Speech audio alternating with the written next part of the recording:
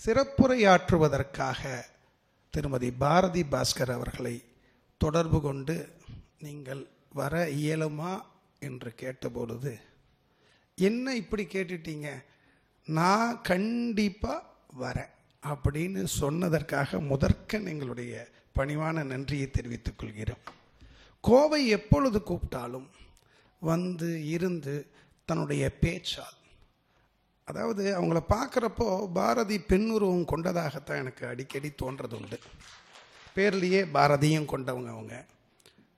பாரதியை பற்றி அவங்கள பற்றி சொல்லணும்னா ஒரு மிகச்சிறந்த வாசகி. இந்த புத்தகத்தை உட்பட எத்தனை ஒரு நல்ல கதை படித்தாலோ நல்ல கட்டுரை படித்தாலோ உடனடியாக அதை பகிர்ந்து அதில் உள்ள இந்த நுவான்சஸ்ன்னு இங்கிலீஷில் சொல்லுவாங்க, நுண்ணுணர்வை கரெக்டாக கடத்தக்கூடியவங்க.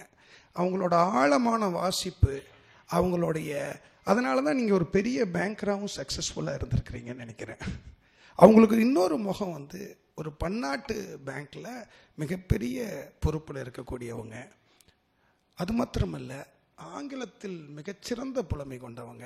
இன்றைக்கி டைம்ஸ் ஆஃப் இந்தியா படிக்கிறவங்க எல்லாரும் பார்க்கலாம், வாரம் சனிக்கிழமை அன்னைக்கு திருக்குறளுக்கு ஒரு ஆங்கிலத்தில் அது ஒரு பொருளை சொல்லி அவங்களோட வாழ்வில் எங்கெங்கெல்லாம் சம்மந்தப்பட்டிருக்காங்க அதெல்லாம் சேர்த்தி அது கூடயே ஒரு வரலாற்றையும் எடுத்து கூறக்கூடிய இடத்துல இருக்கிறவங்க. அத்தகைய ஒருவர் தமிழகத்தில் மாத்திரமல்ல, உலகெங்கும் நீங்கள் பஸ்ஸில் போனாலோ ட்ரெயினில் போனாலோ நடந்து வாக்கிங்கில் போனாலோ அந்த குரல், சுகிசிவமையா குரலும் பாரதி பாஸ்கர் அவங்க குரலும் ஒலித்து கொண்டே இருக்கக்கூடிய ஒரு சூழலை இன்றைக்கி பல பேரோட யூடியூப்பில் பார்க்குறத நாம் கவனிச்சிருக்கோம். அத்தகையவர் வந்து இருந்து இங்கே சிறப்புரையாற்றுவதற்காக எங்களுடைய நன்றியை தெரிவித்து இதோ இப்போது அவர்களை சிறப்புரையாற்றி தருமாறு கேட்டுக்கொள்கிறோம். மாண்பமை நீதியரசர் ஐயா அவர்களே, மேடையில் இருக்கின்ற மரியாதைக்கும் வணக்கத்துக்கும் உரிய கிருஷ்ணா ஸ்வீட்ஸ் கிருஷ்ணன் சார் அவர்களே, கேபிஆர் ஐயா அவர்களே, பாலரிஷி அம்மா அவர்களே, அன்பு நண்பர் நடராஜன் அவர்களே, திரு பத்மநாபன் அவர்களே, எங்கள் சுகிசிவம் ஐயாவினுடைய சித்தப்பாவான மரபின் மைந்தன் முத்தையா அவர்களே, அரங்கத்திலே இருக்கின்ற என்னுடைய வணக்கத்துக்கும் மரியாதைக்கும் எப்போதும் உரிய ஐயா சுகிசிவம் அவர்களே, ஐயா சிற்பி அவர்களே, விஜயா பதிப்பகம் வேலாயுதம் அண்ணாச்சி அவர்களே, டாக்டர் ரமணி அவர்களே, அரங்கத்தில் இருக்கின்ற பார்வையாளர்களே, எல்லாருக்கும் என்னுடைய பணிவன்பு கலந்த வணக்கங்களும் நன்றியும். இங்கே மேடையில் இப்படி பேச எழுந்து வரப்போது முத்தையாட்ட கேட்டால் எவ்வளவு நேரம் பேசணும்னு. இது வழக்கமாக ஏற்பாட்டாளர்கள் எல்லாம் சொல்கிற மாதிரி எவ்வளவு நேரம் வேணாலும் பேசுங்கன்னு சொல்லியிருக்காங்க. ஆனால் நீங்கள் யாரும் அவ்வளவு பயப்பட தேவையில்லை. கூடிய விரைவில் இந்த உரை முடிக்கப்படும். ஆரம்பிக்கிற போதே ஒரு தற்காப்பை சொல்லிவிட்டு ஆரம்பிக்கலாம் என்று நினைக்கின்றேன். ஜஸ்டிஸ் சுவாமிநாதன் ஐயா அவர்களை தெரியாமல் யாராவது இருக்க முடியுமா? தமிழ்நாட்டிலோ இந்தியாவிலோ இருக்க முடியுமா? ஆனால் நான் ஃப்ளைட்டில் வந்தபோது ஐயா பக்கத்தில் இருந்ததாகவும் நான் அதை கவனிக்கலன்னு சொன்னார். ஐயா அதுக்கு ஒரு காரணம் இருக்கலாம், 2 காரணம் உண்டு. ஒன்று, வைணவ தத்துவத்தின்படி பகவானுக்கு 2 முக்கியம். ஒன்று நாமம், ஒன்று ரூபம். நாமத்துக்கு தான் ரூபத்தை விட சக்தி அதிகம். இப்போ ராமனால கூட தாண்ட முடியாத கடலை ராமன் பெயரை சொல்லி அனுமன் தாண்டிட்டான் இல்லையா? அப்போ ரூபத்தை விட நாமத்துக்கு தான் சக்தி அதிகம். நீதிபதி ஐயா அவர்களினுடைய பெயரும் அவரை பற்றிய புகழும் தான் எனக்கு தெரியுமே தவிர அவருடைய ரூபம் எனக்கு தெரியவில்லை. 2வதா ஒரு துணைக்காரன் இருக்கலாம், அது சுகிசிவம் ஐயாவுக்கும் முத்தையாவுக்கும் ரொம்ப நல்லா புரியும். ஒன்று, நாங்கள்லாம் எப்பவுமே கெத்தாக இருக்கிற மாதிரியே காமிச்சிக்கிறோன்றதுனாலே எப்பவும் கெத்தாக இருக்கோன்னு கிடையாது. தூத்துக்குடி நிகழ்ச்சி எப்படி நடந்தது, நடந்த பின் என் மனநிலை எப்படி இருந்தது என்பதும் ஒரு காரணமாக இருக்கலாம். எல்லா நிகழ்ச்சியுமே நல்லா இருந்த மாதிரியே தான் நாங்கள் ஆக்ட் பண்ணுவோம், ஆனால் எல்லாம் அப்படி இருக்குன்னு சொல்ல முடியாது இல்லையா? ஐயா அவர்களினுடைய அந்த ரத்தின சுருக்கமான அந்த உரை, அதிலே அவர் சொன்ன அந்த தீர்ப்பினுடைய தாக்கம் என் நெஞ்சத்தில் பல நாள் நிற்கும். சமூகத்தில் எல்லா மனிதர்களுக்கும் இருக்கிற சில ரொம்ப ரொம்ப சுலபமான, சகஜமான, அடிப்படையான விஷயங்கள் கூட சில பேருக்கு இருப்பதில்லை. அப்படி இருக்கிறவர்களுக்கு நாம் கொடுக்க வேண்டியது கருணை அல்ல, உரிமை. அதைத்தான் அந்த தீர்ப்பிலே அவர் சொல்லி இருக்கின்றார். இதை ஏன் நீங்கள் சொன்னீர்கள் என்று எனக்கு தெரியாது சார், ஆனால் அது ரொம்ப பொருத்தமான ஒரு துவக்கம். இது இந்த புத்தகத்திலே முத்தையா எழுதியிருக்கிற பல பேரோடு அவர் சொன்னது போல ஒரு பேச்சாளராக பள்ளி பருவத்திலிருந்து அல்லது கல்லூரி பருவத்திலிருந்து அவர்களை தூர இருந்து தரிசித்தோ பக்கத்தில் இருந்து பேசியோ அந்த வாய்ப்பு எனக்கும் கிடைத்தது. அதில் மறக்க முடியாத ஒரு மாமனிதர் ஔவை நடராஜன் ஐயா அவர்கள். ஔவை நடராஜன் சார் அவர் முத்தையா சொன்ன மாதிரி தான். ஏன் இந்த தலைமுறையில் அது இல்லைன்னு எனக்கு தெரியல. ஒருவேளை நாங்கள் தான் குற்றவாளிகள்னு நான் நினைக்கிறேன். என்னுடைய முன்னோர்களும் மூத்தோர்களும் எங்களுக்கு கொடுத்த அந்த சௌலபியம் என்று சொல்லப்படுகிற அவங்க கிட்ட நாங்கள் போகலாம் சார். நான் கல்லூரியில் முதலாண்டு படிக்கிற ஒரு மாணவி. நான் இப்போ இருக்கிற சன் டிவியில் வந்ததால் பல பேருக்கு தெரிந்த பாரதியே அல்ல. கல்லூரியில் முதலாண்டு படிக்கிற ஒரு மாணவி. முதல் ஆண்டு கம்பன் கழக போட்டியில் 6 போட்டிகளில் கலந்து கொண்டு ஒரு போட்டியில் கூட பரிசு வாங்காமல் வெற்றிகரமாக வீட்டுக்கு போன ஒரு மாணவி நான். அந்த 6 போட்டி நடத்துவாங்க சென்னை கம்பன் கழகம். திருக்குறள், சிலப்பதிகாரம், கம்பராமாயணம், சீராபுராணம், சீவக சிந்தாமணி, பெரிய புராணம். ஒன்றுத்துல கூட பரிசு கிடைக்கல. இந்த 6 போட்டியில் 3 போட்டிக்கு ஔவை தான் judge, one of the judges அவர். அப்போ என்ன ஒரு அசட்டு துணிச்சல்னா, அவர் அப்போவே அரசு அதிகாரி, அண்ணா நகரில் இந்த வீடு தான் அப்போவும். அவர் வீட்டுக்கே நான் போயிட்டேன். என்னென்னு எனக்கு ஏன் பரிசு கொடுக்கல, நான் எந்த விதத்தில் சிறப்பாக செய்யலை அப்படின்னு அவரை கேட்கறதுக்காக. அப்படிலாம் ஒரு துணிச்சல் இருந்தது பாருங்க ஒரு காலத்தில்.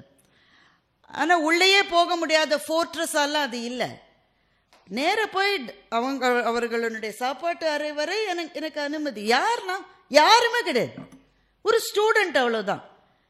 இந்த பொண்ணு பேசினா அப்படின்னு சொல்லி டாக்டர் தாராவுக்கு அவரோட மனைவிக்கு அறிமுகப்படுத்தி என்னை கொண்டு வந்து டைனிங் டேபிள்லேயே உட்காத்தி வச்சிட்டார். டாக்டர் தாரா என்கிட்ட ஒரே ஒரு கேள்வி தான் கேட்டேன், என்ன படிக்கிறேன்? என்ஜினியரிங் காலேஜில் படிக்கிறேன். இவரோட சும்மா சுற்றி பொழுத வேஸ்ட் ஆக்காதுன்னாங்க. அவங்க சொன்ன அறிவுரை அதுதான்.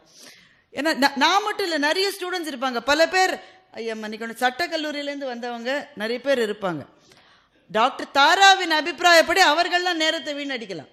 என்ஜினியரிங் காலேஜில், மெடிக்கல் காலேஜில் படிக்கிறவங்க நேரத்தை வீணடிக்கக்கூடாது. அவரோட சுற்றி என்ன பண்ண போகிறேன், முதல்ல காலேஜுக்கு போகிற வழியை பாருன்னு எனக்கு அட்வைஸ் பண்ணாங்க. அவர் ஔவை அதெல்லாம் கண்டுக்கிற ஆளே கிடையாது எப்போவுமே. அவர்கிட்ட நான் இன்னும் எப்படி சிறப்பாக செஞ்சுருக்கலாம், எனக்கு ஏன் பரிசு கிடைக்கலன்னு நான் நேரடியாக கேட்டேன். ஔவை அதுக்கு நேரடி பதில் சொல்லலை. அவர் என்கிட்ட என்ன சொன்னார்னா, நீ திருக்குறள் பேசினியா பேச்சு போட்டியில்? ஆமாம் சார் பேசினேன் சார். பரிசு கிடைச்சதா? கிடைக்கலன்னு தானே சார் இங்கே வந்திருக்கேன். திருவள்ளுவர் இந்த மற்றவர்களைப் போல அவ்வளவு திறம் இல்லாதவர்களுக்கு நம்ம ரிசர்வேஷன் கொடுக்கணும்னு ஒரு திருக்குறள் சொல்லியிருக்காரு. அது உனக்கு தெரியுமான்னு கேட்டார். திருக்குறளே எனக்கு அப்போ ரொம்ப தெரியாது, இப்போ ரொம்ப தெரியாது, அப்போ ரொம்பவே தெரியாது. அப்படியே தெரிஞ்சாலும் என்னுடைய சிற்றறிவுக்கு எட்டியவரை இந்த மாதிரி தனிப்பட்ட அவர்களுக்கான உரிமைகள் அல்லது ரிசர்வேஷன் இதெல்லாம் எப்போ வந்தது? வள்ளுவர் எப்போ பிறந்தார்? என்ன சார் எப்படி சொல்கிறீங்க? ரிசர்வேஷன் எப்போ வந்தது? வள்ளுவர் எப்போ சார் சொல்லியிருக்காரு? யோசிச்சுப்பாரு. வேணா புக்கு தரேன், அரை மணி நேரம் தரேன். நான் புக்கை புரட்டி பார்த்தேன். எங்களுக்கு இன்ஜினியரிங் எக்ஸாமினேஷன்லேயே ஓப்பன் புக் எக்ஸாம் ஒன்று உண்டு. எல்லா பரீட்சையை விட அந்த பரீட்சை தான் கஷ்டமாக இருக்கும். ஏன்னா நாங்கள் பிட் அடிக்கிறோன்னு விசி குழந்தைசாமி தான் எங்களுடைய வைஸ் சான்சலர். அப்போ பிட் அடிக்கிறாங்க பசங்கள்லாம். அப்போல்லாம் நீளமாக முடி வளர்த்துருப்பாங்க, தலைமுடிக்குள்ளெல்லாம் பிட்டு இருக்கும். இந்த பிட்டை ஒழிப்பதற்கு என்ன செய்யலான்னா விசி குழந்தைசாமி சார் என்ன பண்ணார், ஓப்பன் புக் எக்ஸாம் வச்சுட்டார். ஆனால் ஒரு கேள்விக்கு கூட பதில் எங்கே இருக்குன்னு மொத்த புக்கில் எங்களால் கண்டுபிடிக்கவே முடியாது. புக்கு இருக்கும், அதனால் ஆன்சர் தெரியாது. அந்த பரீட்சையிலே தேராதுன்னா திருக்குறள் பரீட்சையில் எப்படி தேர்றது? நான் புரட்டி பார்த்தா எனக்கு தெரியல. அரை மணி நேரம் கழிச்சு அவர்கிட்ட, இல்லையே சார் அப்படி ஒன்றும் வள்ளுவர் அதை மாதிரி சொன்னதா தெரியலையே. ஔவை போகிற போக்கில் சொல்கிறார், பொது நோக்கான் வேந்தன் வரிசையா நோக்கின் அது நோக்கி வாழ்வார் பலர் அப்படின்னு ஒரு குறள் இருக்குல்ல, அதை பாரு அப்படின்னு சொல்லிட்டு போயிட்டார். பொது நோக்கான் வேந்தன். ஒரு வேந்தன்னா நம்ம என்ன எதிர்பார்ப்போம்? பொதுவில் நோக்கணும். எல்லாரும் ஒன்று போல் நோக்க வேண்டியது ஒரு வேந்தனுடைய கடமை என்று நான் நினைப்போம். வள்ளுவர் என்ன சொல்றாரு? பொது நோக்கான் வேந்தன் வரிசையா நோக்கின். வரிசைன்னா நம்ம நிக்கிற கியூ இல்ல, அவர்களுக்கு இருக்கிற அந்த இடர்பாடுகளோடு அந்த வரிசைகளோடு வரிசையா நோக்கின் அது நோக்கி வாழ்வார் பலர். பல பேருடைய வாழ்வாதாரமே அதுதான் என்று வள்ளுவர் சொல்லி இருப்பதாக ஔவை சொன்னார். அந்த சந்திப்பு என்னுடைய வாழ்க்கையில மறக்க முடியாத சந்திப்பு. நான் ஃபர்ஸ்ட் இயர் ஸ்டூடெண்ட்னா பாருங்க எவ்வளோ ஆண்டுகள் ஓடி போய்விட்டதுன்னு. ஆனால் நான் என்ன நினைக்கிறேன் என்றால், அந்த தலைமுறையிலே இருந்தவர்கள் தமிழ் பேராசான்கள், அவர்களுக்கு இருந்த அந்த அணுகுமுறை தான் எங்களை போன்ற பல பேர், தமிழை பாடமாக எடுத்து படித்திராத பல பேரை அந்த துறைக்கு வரவழைத்தது என்பது அவர்களினுடைய அந்த அன்பும் அவர்களினுடைய ஆதரவும் தான். அதனால் நீங்கள் அந்த செய்தியை சொன்ன உடனேயே அது தொடர்பான ஒரு செய்தி எனக்கு ஞாபகத்துக்கு வந்தது. ஔவை என்றால் ஔவை தான். அவர் கூட பழகினதை பற்றி முத்தையா நிறைய எழுதியிருக்கிறார். இந்த மேடை ஆளுமைகளை மேடையில் நீங்கள் பார்க்கிற போது அவர்களிலிருந்து சொற்கள் வருகிறதா, அவர்கள் மூலமாக சொற்கள் வருகிறதான்னு நமக்கு தெரியாது. ஏன்னா இறங்கின அப்புறம் ரொம்ப வேற மாதிரி இருப்பாங்க. ஔவையோட பயணம் அவர் சொன்னார்ல, அந்த மாதிரி தான். இப்போ எல்லா பயணங்களுமே எப்படி இருக்குன்னா, பட்டிமன்றத்தில் 7 பேர் இருக்கும். 7 பேர் வேற வேற ஃப்ளைட்டில் வந்து மேடையில் சந்திக்கிறோம், இல்லை ட்ரெயினில் வந்து மேடையில் சந்திக்கிறோம். மேடையில் அந்த அவர் சொன்ன மாதிரி அவங்கவுங்க பேசணும்னு அதாவது பைய எடுத்து கிளம்பிடு. அதற்கு பிறகு உட்கார்ந்து உவப்ப தலை கூடி உள்ள பிரிதல் அனைத்தே புலவர் தொழில். வள்ளுவர் எப்படி இதை எழுதினார்னு எனக்கு தெரியல. இந்த மேடையில பேசுவது ஒரு சுகம், அந்த பேசியதை பற்றி பேச்சுக்கு பிறகு பேசுவது இன்னொரு சுகம் அல்லவா? அதை இழந்து விட்ட தலைமுறையின் தலைவாயிலில் நாங்கள் நிற்கின்றோம். ஆனால் அந்த தலைமுறை அப்படி கிடையாது. சிந்து பேரவை படம் பார்த்துருக்கீங்களா? 2 பேர் மட்டும் தலையாட்டுறீங்க. சரி, ஒரு கச்சேரி முடிஞ்ச உடனே அந்த பாடகர் சிவகுமார் ஐயா தான் அந்த ரோல் பண்ணியிருப்பார். அந்த பாடகர் வெளியில் வருவார், பக்கவாத்தியக்காரர்கள் தேடி வருவார். பக்கவாத்தியக்காரங்க அத்தனை பேர் சீட் விளையாடிட்டு இருப்பாங்க. இவருக்கு சீட்டெல்லாம் தெரியவே தெரியாது, இவருக்கு சங்கீதத்தை தவிர எதுவுமே தெரியாது. இவர் சொல்லுவார், ஒரு சீட்டு விளையாடிட்டு இருக்கீங்களா? பாடுறது ஒரு சுகம், அந்த பாட்டை பற்றி பேசுறது இன்னொரு சுகம். பேச ஆள் கிடைப்பாங்களான்னு வந்தேன்னு ஒரு காட்சி வச்சிருப்பாரு கே பாலச்சந்தர். பேச்சாளர்களுக்கும் அப்படித்தான், பேசுவது ஒரு சுகம்தான். ஆனால் பேசி முடிச்ச பிறகு உட்கார்ந்து அதை பற்றி பேசி கொண்டிருப்பது பரம சுகம். அதை முழுவதுமாக இழந்து விட்ட பேச்சாளர் தலைமுறைக்கு அவர்கள் காரணம் என்று நான் சொல்ல மாட்டேன், ஒருவேளை நாங்கள் தான் காரணமோ என்னவோ. எங்களுடைய முன்னோர்கள் அப்படி இல்லை. உவப்ப தலை கூடி உள்ள பிரிதல் அனைத்தே புலவர் தொழில். அந்த மேடைக்கு ஒரு 3 நாள் முன்னாடியே வந்துடுவாங்க. அங்கேயே இருந்து ஒரே இடத்துல இருந்து பேசி ஒன்றாக சாப்பிட்ட ஆசா ஞானசம்பந்தன் அவர்களும் தினமணி சிவராமன் அவர்களும் வாடா போடா என்று பேசிக்கொள்வதை என்னுடைய காதால் நான் கேட்டிருக்கிறேன். இந்த பக்கத்தில் நிற்கிறதே எங்களுக்கெல்லாம் பரவசமாக இருக்கும். சுகிசிவம் ஐயா அவர்களை முதலில் நான் சந்தித்தது காரைக்குடி கம்பன் விழாவில். நான் அப்போது 11வது வகுப்பு படித்து கொண்டிருந்த ஒரு மாணவி. நான் சபாஷ் பார்ட்டியாக வந்திருந்தாங்க. ஏன்னா எங்கள் அக்கா தான் பேச்சாளர். எங்கள் வீட்டில் ஒரு சந்தேகம் என்னென்னா, எங்கள் அக்கா பேசி யாருமே கைத்தட்டலைன்னா என்ன பண்ணுறதுன்ற பயத்தில் ஒருத்தர் கைத்தட்ட ஆரம்பிச்சுட்டு எல்லாரும் தட்டிடுவாங்க. கல்யாண மாலை நிகழ்ச்சியில் நீங்கள் பார்த்தீங்கன்னா மோகன் சார் முதல் ரோலில் உட்காந்துருப்பார். ஏன்னா கைத்தட்டல ஆரம்பிக்கிறதுக்கு அவர் தான் வேணும் எங்களுக்கு. ஒருத்தர் ஆரம்பித்தா எல்லாரும் கைத்தட்டிடுவாங்க. அதனால் எங்கள் அக்காவுக்கு கைத்தட்டுவதற்காக எங்கள் வீட்டிலிருந்து என்னை அனுப்பி வைத்திருந்தார்கள். அந்த இளைஞர்கள் பட்டிமன்றத்தில் அத்தனை பேரும் பேசி கழித்த போது சுகிசிவம் அப்போது வளர்ந்து வருகிற ஒரு சூப்பர் ஸ்டார் பேச்சாளர் அவர் வந்து நாங்கள் சிரித்து கொண்டிருப்பதை பார்த்து அவரும் எங்களுடைய அந்த கூட்டத்திலே சேர்ந்து மகிழ்ந்து கலந்து நகைத்து இருந்த அந்த காலங்கள் என்னுடைய நினைவு நதியில் பசுமை மாறாத நீர்த்து விலைகளாக இப்போதும் இருக்கின்றது. முத்தையா இந்த புத்தகத்தை எழுதி இருப்பதிலே எனக்கு பெரிய மகிழ்ச்சி அதுதான். நாங்கள் பார்த்து பழகிய அந்த ஆளுமைகளினுடைய வேறு வேறு முகங்களையும் இந்த நூல் எங்களுக்கு அறிமுகப்படுத்தி வைக்கிறது. ஔவை அப்படித்தான். ட்ரெயினில் போயிட்டு இருப்போம், ஒரு ஸ்டேஷன், பேரே தெரியாத ஸ்டேஷன். அந்த தெரியாத ஸ்டேஷனில் அவருக்கு ஒரு உதவியாளர் இருப்பார், பாவம் பரிதாபமான ஆள் அவர். ராஜா, இங்கே பக்கத்தில் ஒரு கடையில் ஒரு பஜ்ஜி இருக்கும் பாரு, தமிழ்நாட்டிலேயே அப்படி ஒரு பஜ்ஜி கிடைக்காது. நீ என்ன பண்ணுற, இங்கே கொஞ்ச நேரம் நிற்பான், நீ போய் பஜ்ஜி வாங்கிட்டு வான்னு அனுப்பிச்சிடுவார் சார் அவரை. உண்மையிலேயே அனுப்பிச்சிட்டாரு. அங்கே நிற்கிறது 3 நிமிஷம்தான். அந்த கார்டு கொடி எடுத்துட்டார்.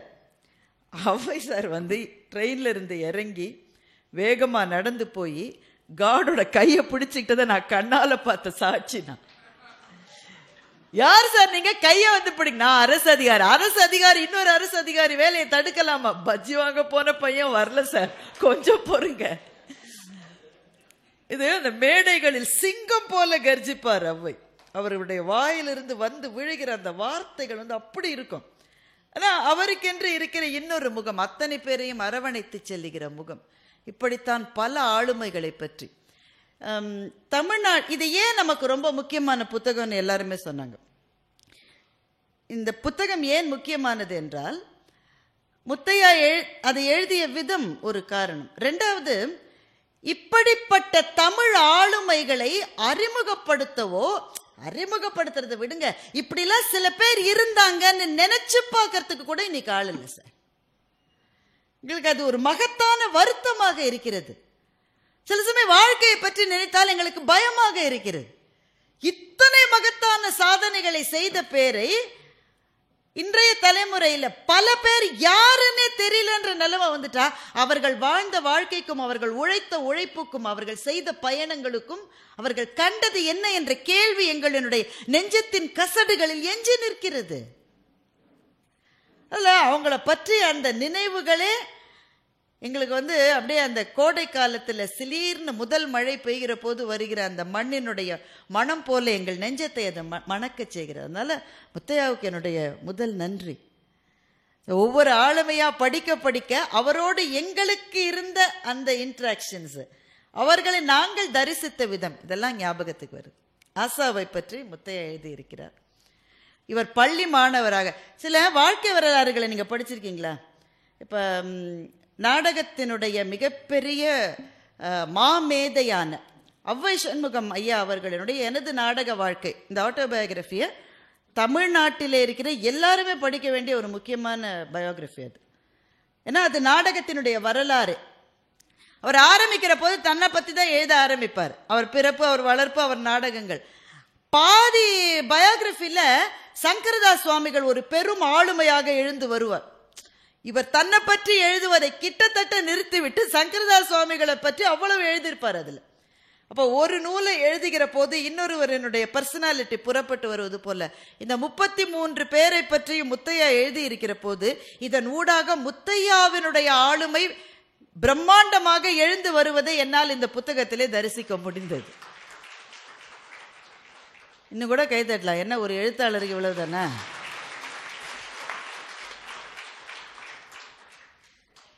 அந்த ஆளுமையினுடைய ஒரு பகுதியை பற்றி தான் நான் இங்கே சொல்லலாம் என்று நினைக்கின்றேன். முத்தையா என்னை பொறுத்தவரை ஒரு தனி மனிதர் அல்ல. அவர் ஒரு ஸ்தாபனம், அவர் ஒரு இயக்கம், ஒரு தன்னந்தனி மனிதர். இத்தனை வேலைகளையும் செய்கிறார் என்பது பாராட்டுக்குரியது, வாழ்த்துக்குரியது, வணக்கத்துக்குரியது. ஆனால் செய்யவே முடியாதுன்னு நான் சொல்ல மாட்டேன். இவ்வளவு டைமென்ஷன்ஸ் அவருக்கு இருக்கு. பேச்சாளராகவும் எழுத்தாளராகவும் அந்த பல பேரை திரட்டி அந்த நம்பிக்கை பட்டறைகளை நடத்துகிறவராகவும் பத்திரிகையாளராகவும் இப்படி பல விஷயங்களை எப்படி அவரால் செய்ய முடியுதுன்ற ஆச்சரியம் எனக்கும் உண்டு. ஆனால் அது என்னுடைய ஆச்சரியத்தினுடைய முற்றுப்புள்ளி அல்ல. அதையும் தாண்டி அவரை பற்றி எனக்கு ஒரு ஆச்சரியம் இருக்கிறது. அதைத்தான் உங்கள்கிட்ட சொல்லணும்னு நான் வந்திருக்கேன். இத்தனை துறைகளில் இயங்குகிற முத்தையா யாருடனாவது முரண்பட்டு நின்றார் என்று நம்மில் யாருமே கேள்விப்பட்டிருக்க மாட்டோம்.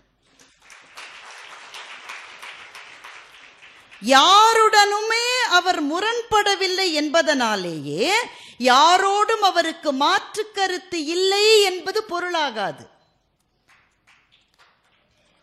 ரெண்டுத்துக்கு இருக்கிற வித்தியாசம் உங்களுக்கு புரியுதா? சில பேர் யாரோடையுமே முரண்பட மாட்டாங்க. ஏன்? To safeguard themselves. நான் பாதுகாப்பா இருக்கணும்னா எல்லாரும் சொல்றதுக்கு சரின்னு சொல்லிட்டு அதை விட எளிதான அது அல்ல. அவருக்கென்று இருக்கிற சில கருத்துக்களை, சில விழுமியங்களை அவருடைய பார்வைகளை அவர் மாற்றிக்கொள்ள மாட்டார். அதற்கு முற்றிலும் மாறுபட்ட கருத்தை கொண்ட யாராவது இருந்தாலும் அவர்களோடும் நட்போடு பழகவும் அவர்கள் முன்னால எந்த விதமான முரண்பாடு இல்லாத ஒரு உறவை பேணவும் முத்தையாவால் எப்படி முடிகிறது என்பதுதான் அவரை பற்றி எனக்கு இருக்கிற ஆச்சரியங்களிலே மகத்தான ஆச்சரியம். தமிழ்நாட்டு இலக்கியத்துறையில் இருக்கிற யாரை வேண்டுமானாலும் நீங்கள் கேட்டு பாருங்கள். ஒரு பேரை சொன்ன உடனேயே அவர்களுக்கு அந்த நபரை எனக்கு ரொம்ப நல்லா தெரியுமே என்று சொல்லுகிற ஒரு நபர் இருக்கிறார் என்றால் அது முத்தையாவாக மாத்திரம்தான் இருக்கும். இது எப்படின்னு எனக்கு ரொம்ப ஆச்சரியமா இருந்தது. ஏன்னா இது எல்லாருக்கும் சாத்தியம் கிடையாது. இது ஒன்று அவர்கள் வணங்குகின்ற அபிராமியனுடைய கருணை அவர் மீது பரிபூரணமாய் இருப்பதனால், அது I am with you but I am not with you என்று ஆங்கிலத்தில் சொல்லுவார்கள். நான் உன்னோட நண்பன் தான், ஆனால் அதுக்குன்னு நீ சொல்ற எல்லா கருத்தையும் அவர் ரொம்ப நண்பராக இருக்கிற சில பேரை பார்த்தாலே உங்களுக்கு தெரியும் இது சேரவே சேராத. அது இன்றைக்கு தமிழ்நாடு இருக்கிற சூழலில் யார் ஒரு கருத்தை சொல்ல வந்தாலும் கருத்தை கேட்பதை விட நீ யார் என்று கேட்பதில் தானே நமக்கு அக்கறை இருக்கிறது. வாயை திறப்பது அந்த ஆளா அதுதான் அவ்வளவுதான் சொல்லுவாங்க. எப்பொருள் யார் யார் வாய் கேட்பினும் அப்பொருள் மெய்ப்பொருள் காண்பது அறிவு என்கின்ற விழுமியத்தை முழுவதுமாக இழந்துவிட்ட ஒரு சூழலில் நாம் வாழ்கிறோமோ என்று நாங்கள் எல்லாம் அச்சப்பட்டு கொண்டிருக்கிற நேரத்தில் முத்தையாவை பார்த்தால் எனக்கு அதுதான் ரொம்ப பெரிய ஆச்சரியம். அவர் 10 வேலை செய்யறான்றது ஆச்சரியம், அதை விட இதுதான் எனக்கு பெரிய ஆச்சரியம். முரண்பாடுகள் இல்லாமலேயே உன் கருத்திலிருந்து நான் மாறுபடுகிறேன் என்கின்ற ஸ்டாண்டை எப்படி எடுக்கிறீங்க அப்படின்னு அவர்கிட்ட நான் கேட்கல. அதுக்கு பதிலாக கல்பத்ரா நாராயணனுடைய ஒரு கவிதையை நான் படித்தேன். அவர் மலையாளத்தில் எழுதுவார், எனக்கு மலையாளம் தெரியாது. அதனால் அது அநேகமாக ஜெயமோகன் தான் மொழிபெயர்த்திருக்க வேண்டும் என்று நினைக்கிறேன். மொழிபெயர்த்தவர் யார் என்று எனக்கு தெரியவில்லை. ஆனால் அந்த மொழிபெயர்ப்பை நான் படித்தேன். அந்த கவிதையை கொஞ்சம் கேளுங்க. ரொம்ப ரொம்ப அருமையாக மனசில் வச்சுக்க வேண்டிய ஒரு கவிதை. அப்படி இல்லை தாத்தா என்றாள் என் பேத்தி, அப்படி இல்லை தாத்தா என்றாள் என் பேத்தி. என்னுடைய செல்பேசி இப்போது அவள் கையில். அதாவது தாத்தாக்கு சரியா செய்ய வரல, பேத்தி ஹெல்ப் பண்றா, இதுதான் கான்டெக்ஸ்ட். என் செல்பேசி இப்போது அவள் கையில். தண்ணீரின் மீது நடக்கும் இயேசுநாதர் போல தொடுதிரையை தொடாமலேயே அவளுடைய கைகள் அதன் மீது நர்த்தனமாடின. தண்ணீரின் மீது நடக்கிற, தண்ணீரின் மேல் அவர் நடக்கல, அதுக்கு மேலே தானே நடந்தார். தண்ணீரின் மேல் நடந்த இயேசுநாதர் போல தொடுதிரையை தொடாமலேயே அவளது கைகள் தொடுபேசியின் திரையில் நர்த்தனமாடின. வர்ணங்கள் வந்தன, வார்த்தைகள் புரிந்தன, போர் வீரர்கள் போர் புரிந்தார்கள். இப்படி கொடு என்று வாங்கி நான் தொட்டேன், எல்லாமே மறைந்து போனது.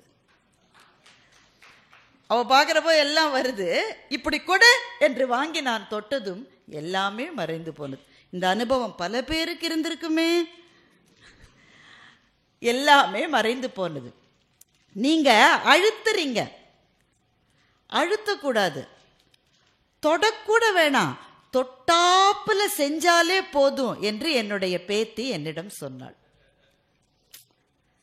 தொடக்கூட வேணாம், தொட்டாப்புல செஞ்சாலே போதும் என்று என்னுடைய பேத்தி சொன்னாள். அப்போதுதான் எனக்கு புரிந்தது, வாழ்க்கையில் மெல்ல கையாள வேண்டிய பலவற்றை நான் அழுத்தியே கையாண்டிருக்கிறேன். அதனால்தான் காலம் என்னை இங்கே கொண்டு வந்து நிறுத்தி இருக்கிறது என்பது அப்போதுதான் எனக்கு புரிந்தது என்ற கல்பத்ரா நாராயணின் கவிதையை படித்த போது எந்த காரணத்தினாலும் எனக்கு முத்தையாவின் நினைவு வந்தது.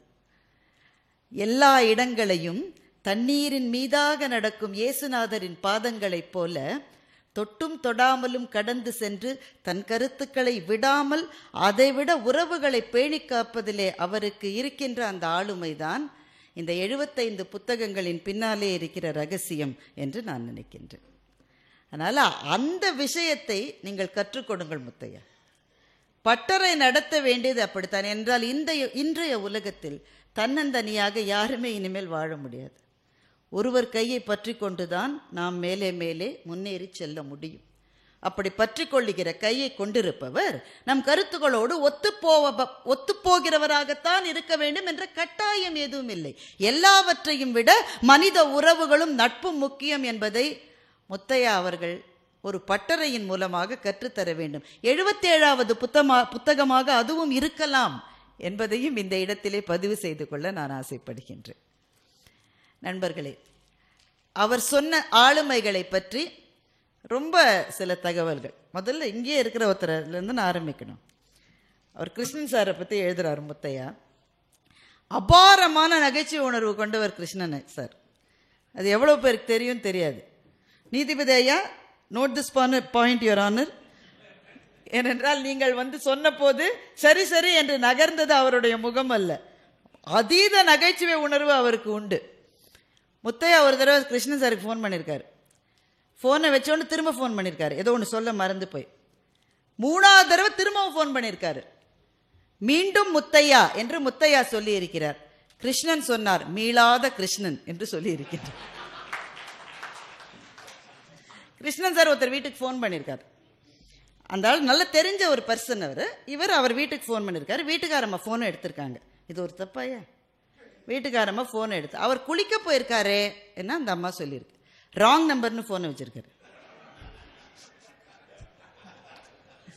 என்ன இவ்வளவு கம்மியாக சிரிக்கிறீங்க? நம்ம ஆள் குளிக்க மாட்டார்னு அவருக்கு அவ்வளோ நல்லா தெரிஞ்சிருக்கு, அதனால ராங் நம்பர். இவர் கிருஷ்ணன் சார்கிட்ட ஒருத்தர் சொன்னாரா, அந்த ஃபங்க்ஷனுக்கு வந்தே ஆகணும்னு என்னை கட்டாயப்படுத்துறாங்க சார், நீங்க வந்தாதான் இலையே போடுவேன்றாங்க. கிருஷ்ணன் உடனே சொன்னார், இலை எடுக்க ஆள் இல்லை போல இருக்கு பாவம். அபாரமான நகைச்சுவைக்கு சொந்தக்காரர். ஆனால் அவருடைய பார்வை என்பது அந்த நகைச்சுவை அதையெல்லாம் தாண்டி எந்த கருத்துக்களையும் ஏற்றுக்கொள்கிற ஒரு பார்வை கிருஷ்ணனுக்கு உண்டு, கிருஷ்ணன் சாருக்கு உண்டு. அதை முத்தையா இந்த நூலிலே பதிவு செய்திருக்கிறார்.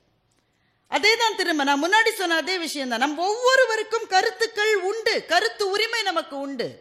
அந்த கருத்திலிருந்து மாறுபட்ட கருத்தை கொண்டவர்கள் நம்முடைய பகைவர்கள் அல்ல, நம்முடைய விரோதிகள் அல்ல. இந்த கருத்தை நான் ஏற்றுக்கொள்வதற்கு எனக்கு எவ்வளவு உரிமை இருக்கிறதோ அந்த கருத்தை அவர் வைத்துக் கொள்வதற்கு அவ்வளவு உரிமை இருக்கிறது.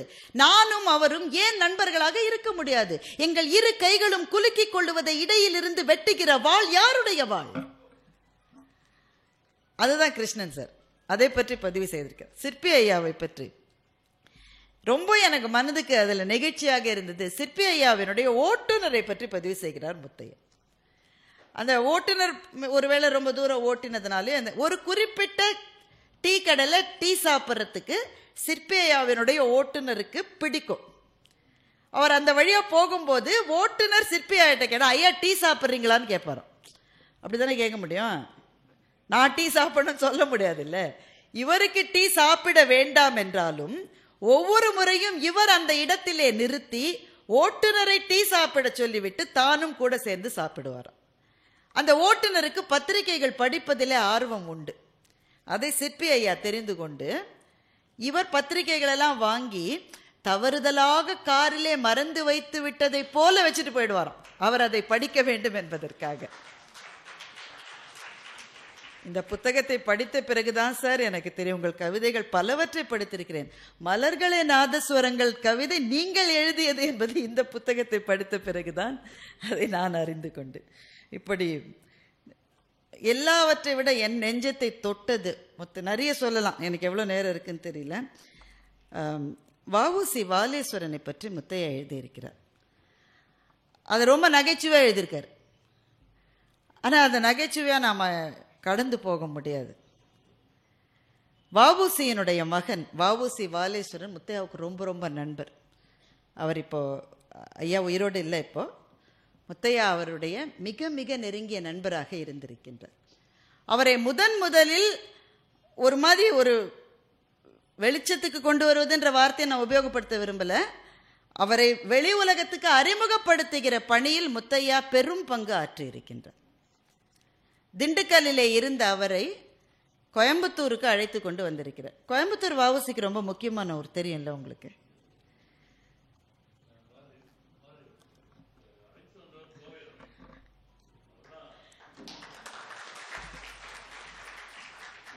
அவர் எழுதியிருக்கார், கோவை ரமேஷ் அண்ணாவை பற்றியும் எழுதியிருக்கார் முத்தையா.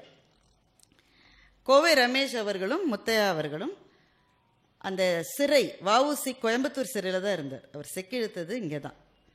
அந்த பாதையிலே இவங்க குவாலிஸ் காரில் போயிருக்காங்க. ஒருவேளை ரமேஷ் சார் ஏற்பாடு பண்ணியிருக்கலாம். குவாலிஸ் காரில் அவர், முத்தையா, வஉசி வாலேஷன் அவங்க போயிட்டுருக்காங்க. முத்தையா அவர்கிட்ட ஏதோ பேசிக்கிட்டே இருக்கார். என்னைக்கு பேசாமல் இருந்தார்? எந்த நேரமும் பேசிக்கிட்டே தான் இருப்பார். இவர் ஏதோ பேசிக்கிட்டு இருந்திருக்காரு, பதில் வரல. அதனால் அவர் கிட்ட போயிட்டு இவர் கேட்டிருக்காரு, காதில் வாங்கிக்கலையான்னு பார்த்தா அவருடைய கண்களிலே கண்ணீர். இந்த இடத்த படிக்கும்போது தான் நான் ரொம்ப நெகிழ்ந்து போனேன். இவங்க உடனே பதறி போயிருக்காங்க இவங்க 2 பேரும். என்ன என்ன என்ன இந்த இடத்துக்கு எங்கள் அப்பா வந்தப்போ சங்கிலியால் பிணைச்சு அவரை உள்ளே கூட்டிகிட்டு போனாங்க. நான் இப்போ குவாலிஸ் காரில் போயிட்டு இருக்கேனேன்னு சொல்லி நெஞ்சம் நெகிழ்ந்திருக்கிறார் அவர். இது முத்தையாவினுடைய புத்தகத்தில் இருக்கிற கட்டுரையின் ஒரு பக்கம்னு நம்ம கடந்து போயிட முடியாது. இதுதான் நம்முடைய வரலாற்றின் பக்கம். இது நமக்கு ஒரு நாளும் பள்ளியிலே சொல்லிக் கொடுக்கப்படாத வரலாற்றினுடைய பக்கம் இந்த பக்கம்தான். இதை விட முத்தையா ஒன்று எழுதுகிறார். அதை எப்படி நான் சொல்ல போறேனே எனக்கே தெரியல. முத்தையா அவரை கேட்கிறார், பாலேஸ்வரனை கேட்கிறார், வஉசி எவ்வளோ புத்தகம் எழுதியிருக்காரு தெரியுமா? நமக்கெல்லாம் தெரியவே தெரியாதுல்ல, அவ்வளோ புத்தகம் எழுதியிருக்காரு. அவையெல்லாம் நாட்டுடைமையாக்கப்பட்டன. நாட்டுடைமையாக்கப்பட்ட பிறகு அது எதற்காக செய்கிறார்கள் என்றால் எல்லாருக்கும் அது படிக்க போகணுன்றது முதல் காரணம். 2வது, அவருடைய வாரிசுகளுக்கு ஏதோ ஒரு தொகை போகணுன்றது 2வது காரணம். முத்தையா அவர்கிட்ட கேட்டிருக்காரு, புத்தகத்தை நாட்டுடைமை ஆக்கிட்டாங்களே ஐயா, அதற்கான அந்த தொகை உங்களுக்கு வந்துருச்சா என்று முத்தையா அவரிடம் கேட்கிறார். அவர் என்ன பதில் சொன்னார் தெரியுமா? இந்த செக்கை கொடுக்க வேண்டிய அதிகாரி என்னிடம் கொஞ்சம் பணம் எதிர்பார்த்தார் ஐயா, அதனால் நான் அதை வாங்கிக் கொள்ளவில்லை என்று சொல்லியிருக்கிறார். சரி, இதை நம்மால் நம்ப முடியுமா? இது இது இது நம்ப முடியுமா? இத தன்னுடைய உயிரினுடைய கடைசி சொட்டை கூட இந்த சுதந்திரத்துக்காக சொரிந்து விட்ட ஒரு தியாகி அவர் இறந்த பிறகு அவர் எழுதிய புத்தகங்களுக்கான அந்த புத்தக உரிமை தொகையை அந்த அவருடைய சொந்த பிள்ளைகிட்ட கொடுக்கறதுக்கு ஒருவர் காசு கேட்டு இருக்கிறார் என்றால் ஏன் அவர் யாருன்னு இவருக்கு தெரியாதுன்னு தானே சார் அர்த்தம்? நான் வேற எப்படி இதை அர்த்தப்படுத்திக்கிறது? அந்த இடத்திலே பிரபலமான ஒருவர் இருந்திருந்தால், ஒரு கட்சியினுடைய ஆதரவு இருக்கிற ஒருவர் இருந்திருந்தால், பொது ஜனங்களுக்கு அறிமுகமான ஒரு நபர் இருந்திருந்தால் அந்த அதிகாரி இதை கேட்டு இருப்பாரா? அப்போ நம்ம 2 தட்டுகள் வைத்திருக்கிறோம். எல்லாருக்கும் தெரிஞ்சவங்களுக்கு ஒரு தட்டு, யாருக்குமே தெரியாதவங்களுக்கு ஒரு தட்டு என்று நம்முடைய நியாயங்களுக்கு 2 கதவுகள் இருக்கிறதா? முத்தையா இதை எழுதியிருக்கலன்னா இப்படி ஒரு சம்பவம் நடந்ததுன்றது யாருக்கு தெரிஞ்சிருக்க போகுது? ஆனால் அத்தனையும் எழுதிட்டு முத்தையா எழுதியாரு. ஆனால் அவர் ரொம்ப நகைச்சுவையாளர் என்று எழுதுகிறார் முத்தையா. இவங்க கூட்டிகிட்டு வந்தாங்கல்ல ஒரு ஃபங்க்ஷனுக்கு, திண்டுக்கல்லேருந்து வந்திருக்காருங்க. ப்ரோக்ராம் முடிஞ்சு சாயங்காலம் போயிட போகிறார், இல்லை அடுத்த நாள் காலையில் போக போகிறார். ப்ரோக்ராமுக்கு கூப்பிட்டவங்க தான் நமக்கெல்லாம் சாப்பாடு வாங்கி தருவாங்க, அப்படி தானே நட்ராஜன் சார்? சரி, எதுக்கும் சொல்லி வச்சிடலாம். எல்லாம் ரெடியாக இருக்கான். சரி, அவருக்கு அது அந்த விவரம் அவருக்கு தெரியல சார். அவருக்கு அது வேற எப்படி சொல்கிறது, அந்த விவரம் அவருக்கு தெரியல. அவர் வீட்டில் இருந்து மத்தியானம் சாப்பிட்றதுக்காக தயிர் சோறும் இரவு சாப்பிட்றதுக்காக பொடி தடவிய இட்லியும் பேக் பண்ணிட்டு ஊர்லேருந்து வந்திருக்காரு. இந்த விவரம் தெரியலன்னு கூட அதை சொல்லக்கூடாது.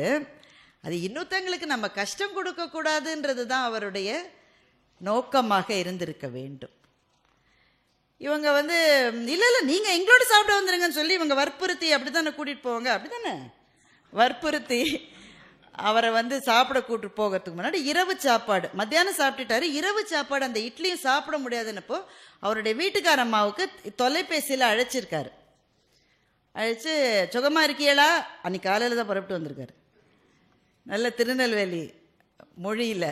சுகமா இருக்கியலா? இவங்க இங்கே சாப்பிட கூப்பிடுதாக, சாப்பிடலாமா? இந்த இட்லி உங்களை மாதிரி என்னை முறைச்சி முறைச்சி பார்க்குதேன்னு கேட்டிருக்காரு. அடுத்த நாள் காலை அந்த இட்லியை கொண்டு போய் பத்திரமா மனைவிட்ட திரும்பி வேற கொடுத்துருக்காரு. அந்த கட்டுரையை முடிக்கிற போது இந்த நகைச்சுவையோடு தான் முத்தையா முடித்திருக்கிறார். ஆனால் அந்த நகைச்சுவையின் நெஞ்சில் தங்கியதை விட அவரிடம் கூட காசு கேட்ட ஒரு அதிகாரி இருக்கிற ஒரு சிஸ்டமுக்குள்ள தான் நாம் இருக்கிறோன்ற நினைவு தான் என் நெஞ்சத்திலே முட்டி முட்டி நிற்கின்றது. வாழ்க்கை இப்படித்தான் இருக்கிறது என்பதை நமக்கு சொல்லுவதற்கு யாராவது தேவையாகத்தானே இருக்கிறார்கள். நம்முடைய முட்டாள்தனமான உலகத்தில் எல்லாமே வெரி பியூர் அண்ட் வெரி குட்னு நம்ம வாழ்ந்துட்டு போக முடியாது தானே. இப்படியும் இருக்கிறது என்றால் அதற்கு சம்பந்தப்பட்ட அதிகாரியை மாத்திரம் கை நீட்டி என்ன பயன்? நாம் ஒவ்வொருவரும் தானே குற்றவாளிகள். நாம் ஒவ்வொருவரும் குற்றவாளிகள். தன்னுடைய பணம் அத்தனையும் கொடுத்து தமிழ்நாட்டின் ஏன் இந்தியாவினுடைய முதல் தொழிலாளர் உரிமை போராட்டத்துக்காக தன்னுடைய கை காசை செலவழித்தவர் வ.உ.சி என்ற சரித்திரத்தை யாருக்கு நாம் சொல்லி இருக்கிறோம்? அது அப்படித்தானே இருக்கும். முத்தையா எழுதியதனால் எங்களுக்கு கிடைத்த வெளிச்சம் இது. ஆசாவை பற்றி எழுதுகிறார் இவர். நான் சொன்னேன் இல்லை, இதை படிக்க படிக்க முத்தையாவினுடைய பர்சனாலிட்டி அப்படியே எழுந்து வருகிறது என்று. பள்ளி நாட்களிலிருந்தே இலக்கியத்தின் மீது அப்படிப்பட்ட ஒரு பேஷன் அவருக்கு இருந்திருக்கு. பள்ளிச்சீருடை அணிந்த சிறுவராக ஆசாஞாவை அவர் சந்தித்து ஒரு கேள்வி கேட்டிருக்கின்றார். பெருந்தோள் மாதவி என்று சிலப்பதிகாரத்திலே ஒரு வரி வருகிறது. இளங்கோடிகளை எதிர்கார் பெருந்தோள் மாதவி. ஸ்கூல் படிக்கிற முத்தையா ஆசாஞாவிடம் பெருந்தோள் அப்படின்னு ஆண்களுக்கு தானே சொல்லுவாங்க, அது வீரத்தை குறிப்பதல்லவா, ஒரு பெண்ணுக்கு அதை சொல்லலாமான்னு கேட்டிருக்காரு. பள்ளி நாட்களிலேயே அவருக்கு இலக்கியத்தில் எவ்வளவு பெரிய எபிலிட்டி டு குவெஸ்டின், சொல்லுவதெல்லாம் ஏற்றுக்கொள்வதல்ல. ஏன் நல்ல கேள்விகள் அவசியம்? ஏனென்றால் நல்ல கேள்விகள் வந்தால்தான் நல்ல பதில்கள் வர முடியும். இந்த கேள்வி ஒரு நல்ல கேள்வி. எப்படி இளங்கோடிகள் அப்படி எழுதலாம்? பெருந்தோள் மாதவின்னு எழுதிட்டாரு, பெண்ணுக்கு போய் அப்படி எழுதலாமான்னு முத்தையா ஆசாவிடம் கேட்டு இருக்கிறார். ஆசா சொன்ன பதில் அதை விட சுவாரஸ்யமானது. ஆணுக்கே அப்படி சொல்றாங்க, அவன் எல்லா பாரத்தையும் சுமக்கிறவன், தன்னுடைய குடும்பத்தையோ சமூகத்தையோ தன்னுடைய நாட்டையோ சுமக்கிறவன். அதனால்தான் அவனுடைய தோளை பற்றி உயர்வாக சொன்னார்கள். மாதவி ஒருத்தி தான் அவ குடும்பத்திலேயே ஏர்னிங் மெம்பர், அவ ஒருத்தி சம்பாதிச்சுதான் மொத்த ஃபேமிலியும் காப்பாத்தினா. அதனால பெருந்தோள் மாதவின்னு அவளுக்கு சொன்னது பொருத்தம்னு ஆசா பதில் சொல்லி இருக்கின்றார். முத்தையாவை நான் முதலில் சந்தித்தது கிட்டத்தட்ட 30 வருஷங்களுக்கு முன்னால் சென்னையில் இருக்கிற பாரதிய வித்யாபவன் அரங்கத்தில். கண சிற்சபேசன் அவர்களினுடைய தலைமையில் ஒரு பட்டிமன்றம். இந்த பட்டிமன்றத்தினுடைய தலைப்பு கண்ணதாசனுடைய படைப்புகளில் விஞ்சி இருப்பது இலக்கிய வெளியே தெரிவது, நாம் தரிசிப்பது அவருடைய இலக்கிய தாக்கமா அனுபவ தாக்கமா, எது அவருடைய கவிதைகளில் வெளிப்படுகிறது? இலக்கிய தாக்கம் என்ற அணியில் நான் பேசுகின்றேன். இந்த ஜனகனின் மகளை மணமகளாக ராமன் நினைத்திருந்தான்ற கவிதையெல்லாம் எழுதிக்கிட்டு நான் போய் பேசியாச்சு. அது பிறகு முத்தையா பேசுகிறார். வண்டு வருகின்றது, மலரில் அமர்கின்றது, உண்டு முடிக்கின்றது, உறங்கி விழுகின்றது. அந்த பாட்டை இதுக்கு மேலே சொல்ல முடியாது, இவ்வளோதான் சொல்ல முடியும். பி. சுசீலாவினுடைய தேனினும் இனிய குரலில் காதல் மதுவை மாந்தி மாந்தி திளைத்த ஒரு பெண்ணினுடைய ஏக்கத்தை வெளிப்படுத்துகின்ற அந்த தேன் குரலில் வந்திருக்கின்ற அந்த கவிதையை முத்தையாவினுடைய கர்ணகடூரமான குரலில் அந்த வரிகளை அவர் சொல்லுகிறார். நீ ஏன் எனக்கு அவர் யாருன்னு தெரியாது, அப்ப நீ ஏன் சாமி இந்த பாட்டெல்லாம் சொல்ற என்றால் அந்த 2 வரிகள், அதுக்கு பிறகு வர இன்னும் 2 வரியை சொல்லிட்டு இதெல்லாம் இலக்கியத்திலேருந்து கத்துக்க முடியாதுங்க என்று முத்தையா சொன்னார். தோனி உள்ள வர்ற போதே அரங்கம் அதிர்கிறது. இப்போது இந்த மாதிரி ஆப்பிள் வாட்சில் யாராவது கட்டியிருந்தாக்கா அது சொல்லுது, இந்த அரங்கத்தை விட்டு வெளியில போயிடு, the decibel is too loud, மனித காதுகள் தாங்கக்கூடிய சப்தம் அல்ல என அப்படி கைத்தட்டுறாங்க எல்லாரும். தோனி வருகிற போது வந்த சத்தத்தை முத்தையா அன்றைக்கு பேசி முடித்த போது பாரதிய வித்யாபவனில் கேட்ட ஞாபகம் எனக்கு இன்றைக்கும் இருக்கிறது. ஒரு நட்பிலே முரண்கள் வருவதற்கு பல வாய்ப்புகள் உண்டு. சில பேரினுடைய கோபம் அதற்கு காரணமாக இருக்கலாம். என்னை நீ புரிந்து கொள்ளவில்லையே என்ற ஆதங்கம் அதற்கு காரணமாக இருக்கலாம். உனக்கு வந்தது எனக்கு வரவில்லையே என்கின்ற பொறாமையும் அதற்கு காரணமாக இருக்கலாம். இந்த 3ஐயுமே தாண்டியவர் முத்தையா. அதனால்தான் அவருக்கு எவ்வளவு நண்பர்கள் இருக்கிறார்கள். ஒருவர் பொறை இருவர் நட்பு என்கின்ற அந்த சொற்றொடர் இருக்கிறதே, அதற்கு இலக்கணமாகவே வாழ்கிறவர் அவர் தான். ஆசாவுக்கு திரும்ப போகலாம். ஏன்னா ஆசாவோடு எனக்கும் கிட்டத்தட்ட அதே மாதிரியான ஒரு அனுபவம் உண்டு. நான் 11ஆம் வகுப்பு மாணவியாக காரைக்குடி கம்பன் விழாவுக்கு போன கதையை உங்களுக்கு சொன்னேன். திரும்பி வர்ற போது சொதப்பல். ஏன்னா எல்லாரோட டிக்கெட்டும் கன்ஃபார்ம் ஆயிடுச்சு. எனக்கும் நண்பர் நீலகண்டன் என்று ஒருவர், 2 பேருக்கு மட்டும் டிக்கெட் கன்ஃபார்ம் ஆகல. எங்கள் 2 பேரையும் வச்சுட்டு பாக்கியெல்லாம் எங்கள் அக்கா உட்பட, அவளுக்கு கைத்தட்ட தான் நான் வந்திருக்கேன், அவள் கிளம்பி போயிட்டான். எங்கள் 2 பேருக்கும் செயலாளர் என்ன சொன்னார் என்றால், நீங்கள் திருச்சியில் கொண்டு ட்ராப் பண்ணிடுறேன் காரைக்குடியிலேருந்து, அங்கே நீங்கள் ட்ரெயினில் போங்க, ஒரு பெரியவர் துணைக்கு வருவார் என்று சொன்னார். நாங்கள் 2 பேரும் ட்ரெயினில் ஏறின பிறகு தான் தெரிந்தது அந்த பெரியவர் ஆசா என்று எங்களுக்கு தெரிந்தது. அவர் யார் என்று கூட தெரியாத ஒரு அறியாமையில் இருக்கிற வயது எனக்கு. அந்த ஒரு பயணம் கிட்டத்தட்ட ஒரு 7 மணி நேரம் 8 மணி நேரம் ஆகும். அப்பெல்லாம் அந்த 8 மணி நேர பயணத்தில் அவருடைய எளிமை, அவருடைய நகைச்சுவை உணர்வு, இலக்கியத்தை அவர் பார்த்த பார்வை, அதுதான் என்னை இலக்கியத்தின் பக்கம் திருப்பியது. அது ஒரு தீட்சை என்று தான் அதை சொல்ல வேண்டும். அது ஒரு இலக்கிய தீட்சை. அதற்கு அடுத்து நான் ஆசாவை சந்தித்தது காஞ்சிபுரம் கம்பன் விழாவில் அவர் பேசிய போது. அப்போது அவருக்கு முழுமையாக பார்வை இல்லை, பார்வையே அவர் கிடையாது. ஆசாவை காரில் கூட்டிகிட்டு வராங்க. சில சமயம் இந்த ஆர்கனைசர்ஸ் கொஞ்சம் இன்சென்சிட்டிவாக இருப்பாங்க, எல்லாரும் அப்படி கிடையாது. சில சமயங்களில் அவர் வந்த உடனேயே அவருக்கு என்னன்னு தெரியல, அப்படியே கையை பிடிச்சி இப்படி கொண்டு மைக்கு முன்னாடி நிறுத்தி வச்சுட்டாங்க. ஒரு பேச்சாளருக்கு எது ரொம்ப முக்கியம்னா, அரங்கத்தில் யார் இருக்காங்கன்றது முக்கியம்.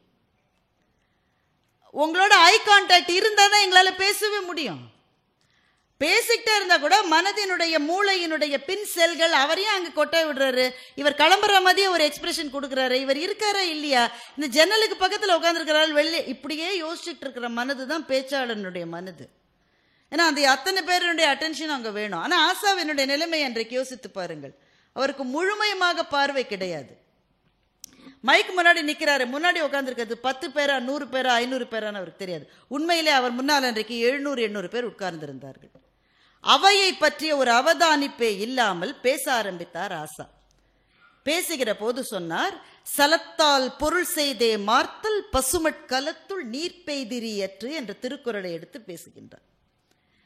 ரொம்ப அழகான திருக்குறள். சலத்தால் பொருள் செய்தே மார்த்தல், தப்பான வழியில நீ பணம் சேர்த்தனா கண்ணு, பசுமட்கலத்துள் நீர் பெய்திரியற்று, பச்சை மண்ணில் பானையில தண்ணி பிடிச்ச வச்சது மாதிரி ராஜான்னு வள்ளுவர் சொல்றார். இதுதான் ஆசா சொன்னது. ஆனா ஆசா அதில் ஒரு நுட்பத்தை சொன்னார். பசுமண்ணில் நீ பானை பிடிச்சு பார்த்திருக்கியா? அவருக்கு எதிரில் யார் இருக்காங்கன்னு தெரியாது, பெண்கள் இருக்கிறார்களா ஆண்கள் இருக்காங்க. ஆனா கேட்கிறார், பசுமண்ணில் பானை பிடிச்சு யாரோ ஒருத்தர் பதில் சொல்றார், பிடிக்க முடியாது. பிடிக்க முடியும்ன்ற ராசா.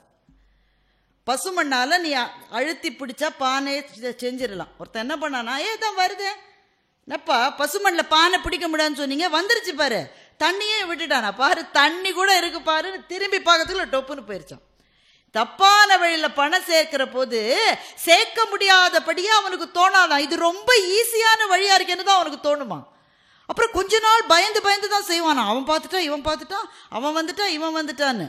எவனுமே வரலையே, எவனுமே வரமாட்டேன்றான்டா, இது ரொம்ப அப்படி இருக்கும்போது தான் வருவான் அந்த பணத்தை எடுத்துட்டு போறதுக்கு.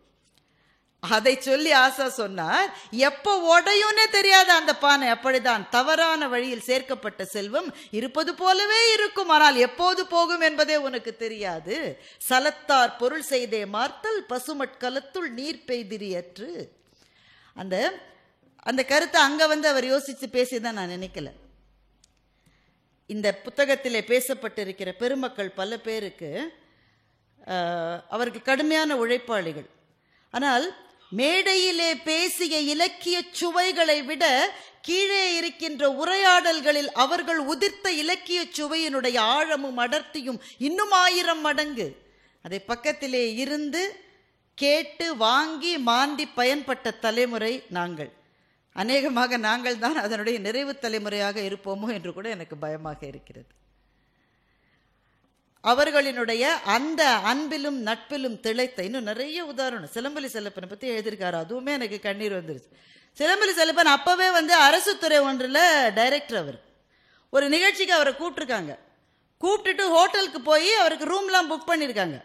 ஹோட்டலில் என்ன குளறுபடி நடந்ததுன்னு தெரியல, உங்கள் பேரில் ரூமே இல்லைன்னு சொல்லிட்டாங்க. நம்ம சுவாமிநாதன் சார் மாதிரியே அவர் போயிருப்பார் போல இருக்கு. எந்த பந்தமுமே நம்ம பொண்ணு நாங்கள் என்னதான் சார் செய்வோம், நாங்கள் அங்கே எல்லாத்தையும் பார்த்தே பழகிட்டோம்ல. பின்னாடி ஒரு 100 கார் வருது, முன்னாடி ஒரு 10 கார் போகிறது, இதை எடுத்துகிட்டு பயனட் எடுத்துகிட்டு போலீஸ், இப்படியே பார்த்துட்டோம் நாங்கள். அப்புறம் ஒன்றுமே இல்லைன்னா எங்களுக்கு எப்படி தெரியும்? அவர் அப்படியே போயிருப்பார் போல இருக்கு. ரூம் இல்லைன்னு சொல்லிட்டாங்க. ரூம் இல்லைன்னு சொன்னோன்னா அவர் எந்த இடத்துல ப்ரோக்ராம் நடக்குதோ அந்த இடத்துக்கே வந்துட்டார். அவர் ப்ரோக்ராம் ஆரம்பிக்க இன்னும் 4 மணி நேரம் இருக்குது. அங்கே சேரில் உட்காந்துருக்காரு. இவங்க இங்கே அலமோதுறாங்க, எங்கே போனாருன்னே தெரியலையே. ஹோட்டலுக்கு போய் கேட்டு அவருக்கு ரூம் இல்லாத செய்தியை கண்டுபிடிச்சு, அப்போல்லாம் செல்ஃபோன் கிடையாது, தேடி தேடி கடைசியில் அரங்கத்துக்கு வந்து பார்த்தா ஒரு இருக்கையில் ஒரு மூலையில் உட்காந்துருக்காரு. ஐயோ தப்பு நடந்து போச்சியா, மன்னிப்பு கேட்காதீர்கள் என்று மாத்திரமே சிலம்பொலி சொல்லியிருக்கிறார். இன்னைக்கு புல் இல்லை, சேரில் கூட இல்லை. இன்னைக்கு ஒரு பேச்சாளர்கிட்ட நீங்கள் எப்படி சொல்லிட முடியும்? சொல்லிடுவீங்க நீங்கள். என்ன நடக்கும் தெரியுமா அப்புறம்? ஆனால் ஆர்கனைசேஷனுடைய கஷ்டங்களை உணர்ந்தவர்கள் சார் அவங்க கிட்ட நாங்கள் படித்த மாபெரும் பாடங்கள் அதுதான். எங்கள் நடுவர் ஐயாட்டி நாங்கள் படித்த பெரும் பாடம் அதுதான்.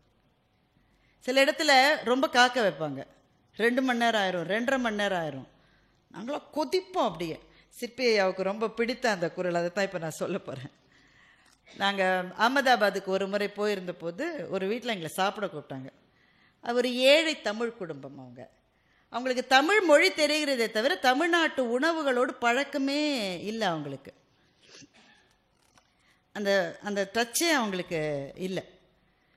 அந்த அம்மா சப்பாத்தி இவ்வளோ பெரிய பெரிய சோள ரொட்டியையும் அப்படியே காரமாக உருளைக்கிழங்கு கூட்டு செஞ்சு வச்சுருக்கு. எங்கள் நடுவருக்கு ஏற்கனவே ஒரு ப்ராப்ளம் வயிறு சரியில்லாமல் போய் ஒரு மாதிரி தயிர் சாத்தினால அவரை சரிப்படுத்தி நாங்கள் கூட்டிகிட்டு போயிருக்கோம். அங்கே போய் அந்த ரொட்டியை பார்த்த உடனே நானும் ராஜா சார் ரொம்ப நன்றி, நாங்கள் வேணா கிளம்புறோன்ற ரேஞ்சில் இருக்கோம். நாங்கள் இவர் கீழே உட்கார், இது இல்லை, டைனிங் டேபிள் இல்லை, போடு. அந்த அம்மா ஒரு ரொட்டியை வைக்குது, இன்னொரு ரொட்டியை போடுமா, 2வது ரொட்டி. நான் அவரோட கையை பிடிக்கிறேன், ஐயா இருமா நீ நல்லா இருக்குல்ல, போடுமா அந்த கூட்டை வைமா. நல்லா வளைச்சு கட்டினார் மனுஷன். வெளியில் போகும்போதே அவருக்கு உடம்பு சரியில்லை. நான் சொன்னேன்ல, அது எங்கள் ரேஞ்ச் எப்படி இருக்கு பாருங்க. நாங்கள் அவர்கிட்ட பேசுகிற முறை, நான் பக்கத்தில் இருக்கேன், நான் பரமசிவன் கழுத்தில் இருக்கிற பாம்பு அல்லவா நாங்கள் கருடனை பார்த்தால் சௌக்கியமா என்று தானே கேட்போம். நாங்கள் அவரை பார்த்து கேட்குறேன், நான் சொல்கிறேன் இல்லை நீங்கள் சாப்பிடாதீங்கன்னு, எதுக்காக அதை போய் சாப்பிட்டீங்க? ஏய் உனக்கு புரியலடா, நான் இது வேணான்னு சொல்லியிருந்தா அந்த ஆள் அந்த அம்மாவை போட்டு அடிச்சிருப்பான். அந்த அம்மாவுக்கு அது ஒன்று தான் செய்ய தெரியும், அதை செஞ்சுருக்கு. நான் வேண்டான்ட்டா அந்த ஆள் அடிச்சிருப்பான். அந்த அம்மாவை காப்பாற்றணுன்னா நான் ஒருவேளை கஷ்டப்படுறதில்ல, அதில் என்னடா பெரிய கஷ்டம் இருக்கு? இதுதான் அவர்களுடைய பெருந்தன்மை. இதை ஏன் நாம புத்தகத்தில் பதிவு செய்ய வேண்டியது ரொம்ப முக்கியம்னு நான் நினைக்கிறேன்னாக்க, இப்படியும் மனிதர்கள் வாழ்ந்தார்கள் தெரிந்தால் தானே நாம் அப்படி இருக்க முடியும். நமக்கு முன்னுதாரணங்களே இல்லாதது தானே இன்னைக்கு நமக்கு இருக்கிற மிகப்பெரிய பிரச்சனையாக இருக்கிறது. இந்த மாதிரி ஒரு சிச்சுவேஷன் வந்து இப்படி நடந்துக்கலாம் என்று தெரிந்தால் அடுத்தது நமக்கு அப்படி ஒரு நிலை வருகிற போது அவர் அப்படி நடந்துக்கிட்டார்ல, நாம் அப்படி நடந்துக்கலாம் என்று தெரிந்து கொள்வதற்கான ஒரு மாபெரும் கதவைத்தான் முத்தையா இப்போது திறந்து வைத்திருக்கிறார் என்று நான் நினைக்கின்றேன். இது இதோடு முடியக்கூடாது. அந்த புகழ்பெற்ற கடிதத்தை பற்றி அவர் ஏற்கனவே சொல்லிட்டாரு. சுக்கிசிவம் ஐயா அவர்கள் என்னுடைய தகப்பனர். அது பேக்ரவுண்டை சொல்லாமல் நைஸாக ஃப்ராட் அடிச்சிட்டாரு. நான் சொல்கிறேன், இப்போ சுக்கி ஐயாவுடைய அப்பா சுக்கி சுப்பிரமணியம் ஐயா அவர்கள் அவங்க வீட்டில் புத்தகங்களை அடுக்குவதற்கு சிறுவனான முத்தையாவை உதவிக்கு கூப்பிட்டு இருக்கிறார். முத்தையா 2 நாள் போய் புத்தகத்தெல்லாம் அடுக்கியிருக்காரு. 3வது நாள் சாருக்கு போக மனசு இல்லை. அப்போ என்ன செய்யணும்? ஐயா இன்னைக்கு வர முடியலன்னு சொல்லணும். இவர் உடனே ஒரு போஸ்ட் கார்டு, அந்த காலத்தில் போஸ்ட் கார்டு எடுத்து கீழே விழுந்து காலில் அடிபட்டதால் இன்றைக்கு வர முடியவில்லை. as I am suffering from அதே தான் எழுதி அனுப்பிச்சிட்டாரு. இதை எழுதுனது எதுக்காகன்னா, நான் வரலன்னு அவர் பெரியவர் தப்பா எடுத்துக்க கூடாதுன்றதுக்காக. இவரை பொறுத்தவரை அதோட விஷயம் முடிஞ்சிருச்சு. ஆனா விஷயம் முடியல. சுக்கி அவர்களினுடைய அப்பாவிடமிருந்து பதில் போஸ்ட் கார்டு வருது. அந்த போஸ்ட் கார்டை இவர் இன்னும் வச்சிருக்காரு சார். இதெல்லாம் ரொம்ப அநியாயங்க. அவன் வீட்டு டாக்குமெண்ட்டே தொலைச்சு தேடிட்டு இருக்கான். 7/10/88 அதுதான் தேதி. அந்த மஞ்சள் கலர் போஸ்ட் கார்டு 81 அதை அந்த இவ்வளவுலாம் நினைவாற்றல் இருக்கக்கூடாது உங்களுக்கு. நாங்கள் கொஞ்சம் தேதி அப்படி எப்படி மாற்றுவோம். அதில் அவர் எழுதியிருக்காரு, உங்களுக்கு காயம் பட்டிருந்த போதும் அதனால் வலி இருந்த போதும் கூட எனக்கு கடிதம் எழுத வேண்டும் என்று நினைத்த உங்களுடைய பண்பு எனக்கு ரொம்பவும் உருக்கமாக இருந்தது. ஆனால் பார்த்தீங்களா, பெரிய மனுஷன் தான்ல. 81 எவ்வளோ வருஷம் ஆச்சு. இன்று வரையில் முத்தையாவினுடைய மனதில் நம்ம ஒரு பொய் சொல்லிட்டோமேன்ற குற்ற உணர்ச்சியை ஏற்படுத்தி விட்டார் அல்லவா. ஆனால் இவர் பொய் சொன்னாருன்னு நினைச்சு அவர் பண்ணல, அவர் இயல்பே அப்படித்தான் இருந்தது. ஒருத்தர் லெட்டர் எழுதினாருனாக்க, நீ வலி இருந்தப்போ கூட எனக்கு லெட்டர் எழுதினியப்பா, நீ எவ்வளோ பெரிய ஆளு நீன்னு சொல்லுகின்ற, இது இவர் ரொம்ப சின்னவர் என்று சொல்லுகின்ற பண்புடைய சான்றோர்கள், மேன்மக்கள், சான்றோர்கள், இவர்கள் வாழ்ந்த வாழ்க்கையை பற்றிய அறிமுக வாசல்களை நமக்கு திறந்து வைப்பதற்காக முத்தையா பெரும் முயற்சியை எடுத்துக்கொண்டிருக்கிறார். அதில் எனக்கு அது குறிப்பிட்ட மகிழ்ச்சி என்னவென்றால், இதில் பல பேர் எங்களுக்கு தெரிந்தவர். நேர்மையாகவும் எழுதியிருக்காரு. நெல்லைக்கண்ணன் ஐயாவை பற்றி எழுதியிருக்கிறார். நெல்லைக்கண்ணன் ஐயாவை பற்றி முத்தையா எழுதினது ரொம்ப சுவாரஸ்யம். நெல்லைக்கண்ணன் ஐயாவுக்கு எப்போதுமே 2 குழு இருக்குமா. அவர் பக்கத்தில் 2 குழு இருக்குமா. ஒன்று தள்ளி நிற்கும் தம்பியர்கள் கழகம், இன்னொன்று தழுவிக்கொள்ளும் தம்பியர்கள் கழகம். இந்த 2 அவருக்கு இருக்கும். இங்கிருந்து அங்கே போவோம், அங்கிருந்து இங்கே போவோம். ஆனால் இந்த 2 கழகம் அவருக்கு எப்பவுமே இருந்தது. முத்தையா அதை முடிக்கின்றார். அவர் கண்ணில் படக்கூடாது என்று இருந்தவர்கள் கூட இன்று அவர் கண்ணில் படாத இடத்துக்கு போன பின் அவரின் தமிழை எண்ணிக்கொண்டுதான் இருக்கிறார்கள் என்று எழுதுகின்றார். அப்படின்னு எவ்வளவோ ஆளுமைகள் நிறைய சொல்லிக் கொண்டு போகலாம். முத்தையாவை பற்றி உங்கள் எல்லாருக்கும் பலவிதமான இனிய நினைவுகள் நெஞ்சிலே இருக்கும். எனக்கு அவரை பற்றி நன்றியோடு நான் நினைத்து கொள்வது, நான் நோய்வாய்ப்பட்டிருந்த காலகட்டத்தில் தொடர்ந்து என்னுடைய கணவரோடு பேசி ஆறுதல் வார்த்தைகளை சொல்லி அபிராமியனுடைய பிரசாதத்தை எங்கள் வீட்டுக்கு அவர் அனுப்பி வைத்திருந்தார். அவருடைய மேன்மைகள் எல்லாவற்றுக்கும் காரணம் அபிராமியனுடைய அருள் என்பது என்னுடைய கருத்து. ஆனால் அந்த கருத்துக்கு மாற்று கருத்து கொண்டிருந்தவர்களோடும் அதே மாதிரி அவர் நட்போடு இருந்திருக்கிறார். கோவை ஞானியோடு மிகச்சிறந்த நட்பில் இருந்திருக்கின்றார். கோவை ஞானி, முத்தையா, சாலமன் பாப்பையா 3 பேரும் ஒரு இடத்துல சந்தித்திருக்கிறார்கள். கோவை ஞானி பாப்பையா சாரை பார்த்து கேட்டிருக்கிறார், என்ன பாப்பையா, ஒரு வருஷத்துக்கு 300 கூட்டம் நீ போறன்னு பேசிக்கிறாங்க என்று கேட்டு இருக்கிறார். பாப்பையா சார் பதில் சொல்லியிருக்கிறார், யாரோ தப்பா சொல்லியிருக்காங்க ஐயா, வருஷத்துக்கு நான் 350 கூட்டம் எல்லாம் போறேன் என்று பதில் சொல்லியிருக்கின்றார். அப்படி அத்தனை பேரினுடைய ஆளுமைகளினுடைய நல்ல விஷயங்களையும், நல்லது அல்ல என்று தோன்றுகிற சில விஷயங்களை எவ்வளவு சொல்ல வேண்டுமோ அப்படியும் சொல்லி மிக மிக நேர்மையாக எழுதப்பட்ட ஒரு புத்தகம். இந்த புத்தகத்தை வாங்கி நாம் படிக்க வேண்டும். அது முத்தையாவுக்கு செய்கிற உதவி அல்ல, அது தமிழுக்காக இப்படியெல்லாம் வாழ்ந்தவர்கள் இருக்கிறார்கள் என்று நமக்கு நாமே தெரிந்து கொண்டு நமக்கு செய்து கொள்கிற உதவி என்று தான் நான் நினைக்கின்றேன். சினிமா துறையிலே இருந்தவர்கள் இன்றைக்கு அவர்கள் ஒருவேளை இல்லாவிட்டாலும் கூட அவர்களை பற்றிய தகவல்கள், அவர்களுடைய வீடியோஸ் கொள்ளையாக இருக்கிறது. இசைத்துறையில் இருந்தவர்கள், அவர்களை பற்றிய தரவுகள் இருக்கின்றன. மிக மிக நல்ல ரெக்கார்ட்ஸ் எல்லாரும். பேச்சுத்துறையில் இருந்தவர்கள் எங்கே போனார்கள் சார்? அவங்களோட எத்தனை பேரினுடைய பேச்சு காற்றோடு காற்றாக கலந்து போயிருக்கின்றது. எத்தனை பேரினுடைய பேச்சு. குன்னக்குடி சாமியை பத்தி முத்தையா எழுதியிருக்காரு. தள்ளா விளையுளும் தக்காரும் தாழ்விலா செல்வரும் வாழ்வது நாடு. இது எல்லாருக்கும் தெரிந்த குறள். இந்த குறளுக்கு குன்னக்குடி சாமி ஒரு விளக்கம் சொல்லியிருக்காரு. தள்ளா விளையுள் நமக்கு புரியும், அதாவது நல்ல ப்ரொடியூஸ் இருக்கு, அதுக்கு பின்னாடி ஒருத்தனோட உழைப்பு இருக்கு. தள்ளா விளையிலும் தக்காரும் சரியான ஆள். நீதித்துறையில இருப்பவர்கள், அரசு துறையில இருப்பவர்கள், அதிகாரிகள், இவங்கெல்லாம் சரியானவங்களா இருக்கணும். தாழ்விலா செல்வரும், சாமி கேட்டிருக்காங்க, செல்வர்னு சொன்னா போறாது, அது என்ன தாழ்விலா செல்வர்? செல்வருக்கு மாத்திரம் என்ன தாழ்விலா செல்வர்னு ஒரு இதை போட்டிருக்காரு முன்னாடி. சாமி என்ன விளக்கம் சொன்னாருன்னா, இந்த தள்ளா விளையுளை கொடுப்பவர்கள் உழைப்பாளிகள், செல்வத்தை கொண்டிருப்பவர்கள் செல்வந்தர்கள், நடுவில் இருப்பவர்கள் தக்கார் நீதிமான்கள் மாதிரி, அவங்க முள்ளு மாதிரி இருக்கணும். உழைப்பை கொடுக்கிறவனும் செல்வத்தில் நிறைந்தவனும் சமமா இருக்கணும். இது தாழ்ந்துருச்சுன்னா, இந்த தட்டு மேல போச்சுனாலும் சமுதாயத்துக்கு நல்லதில்லை, இந்த தட்டு தாழ்ந்து இந்த தட்டு மேல போனாலும் சமுதாயத்துக்கு நல்லதில்லை. உழைப்பவனும் செல்வம் இருக்கிறவனும் பேலன்ஸ்ல இருக்கிற சமுதாயம் தான்டா நல்ல சமுதாயம் என்பதுதான் இதற்கு பொருள் என்று குன்னக்குடி சாமி சொன்னதாக முத்தையா பதிவு செய்யாவிட்டால் இந்த குறளை இப்படியும் பார்க்கலாம் என்று நமக்கு வேறு யார் சொல்லித்தரப் போகிறார்கள்? இவர்கள் எல்லாம் இலக்கியத்தை வளர்த்தவர்கள் எப்படின்னு பாடப்புத்தகத்தில் வர வேண்டியவர்கள் அல்ல. பாடப்புத்தகத்தில் வராமல் இருப்பது நல்லது. ஏன்னா 2 மார்க் கொஸ்டின் நம்ம சாய்ஸில் விட்டுருவோம். ஆனால் இந்த மாதிரியான புத்தகங்கள் மூலமாக அவர்கள் வருகிற போது தான் அவர்கள் செய்த பயணங்களை எண்ணி பாருங்கள். எங்கள் நடுவர் டிராக்டர்லாம் போய் பேசியிருக்காரு சார். டிராக்டரில் போய் பேசியிருக்காரு.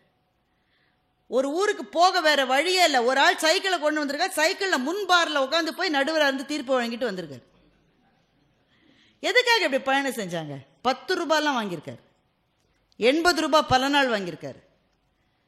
இந்த வசதிகள்லாம் ரொம்ப பின்னாடி வந்தது. ஆனால் இன்றைக்கு இருக்கிற பேச்சாளர்கள், எழுத்தாளர்கள் இதை தெரிந்து கொள்ள வேண்டும். ஏனென்றால் நமக்கு முன்னே போனவர்கள் பயணம் செய்த போது பாதையே இல்லை. கல் குத்தி முள்ளு குத்தி காலில் ரத்தம் வர அவர்கள் நடந்த பாதையில் இன்றைக்கு நாங்கள் எங்களுடைய இனோவா கார்களிலே பறந்து கொண்டிருக்கின்றோம். பாதைகள் உருவாக்கப்பட்ட பிறகு உருவாக்கியவர்களை நினைக்காமல் இருப்பதை விட பெரிய துரோகம் எதுவும் கிடையாது. அவர்களை நினைத்து பார்ப்பதற்கான ஒரு மிக நல்ல வாய்ப்பை முத்தையா ஏற்படுத்தி இருக்கிறார்.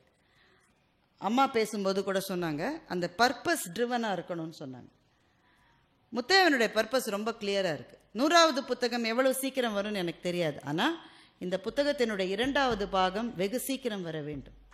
பேசப்பட வேண்டிய ஆளுமைகள் பல பேர் இருக்கிறார்கள் முத்தையா. எனக்கு அவருடைய நினைவாற்றல் அபாரமாக இருக்கிறது. ஏன்னா இதை படிக்கிற போது தான் அந்த ஆளுமைகளோடு நான் அவர்களை பார்த்து அவர்கள் சொன்னதெல்லாம் எனக்கு நினைவு வருது. ஆனால் எனக்கு ரெக்கார்டே இல்லை. இவர் போஸ்ட் கார்டு மட்டும் பத்திரமா வச்சிருக்காரு. அதில் நான் வருஷத்தை தப்பாக சொன்னால் சரியாக அவரை கரெக்ட் பண்ணுறாரு. அதை இந்த நினைவாற்றல் அவருக்கு இருக்கிற ஒரு மிகப்பெரிய சொத்து. இந்த ஆளுமைகள் காக்கு கோதண்டராம் அக்கௌண்டில் ஆரம்பித்து எத்தனை பேர் இருக்காங்க. இன்னும் எத்தனை நீண்ட பட்டியல் இது. ராதாகிருஷ்ணனை பற்றி முழு புத்தகம் எழுத வேண்டும். ஒரு பகுதி எழுதி போதாது. அப்படி தமிழுக்காக வாழ்ந்த எங்கள் பேச்சுலகத்தில் அல்லது எழுத்துலகத்தில் இருக்கிற ஆளுமைகளை பற்றி நிறைய முத்தையா எழுத வேண்டும். இந்த அரங்கம் கொள்ளாமல் நீங்கள் வந்திருப்பதைப் போல இன்னும் பெரிய அரங்குகளில் அது இன்னும் பேசு பொருளாக வேண்டும், விவாத பொருளாக வேண்டும்.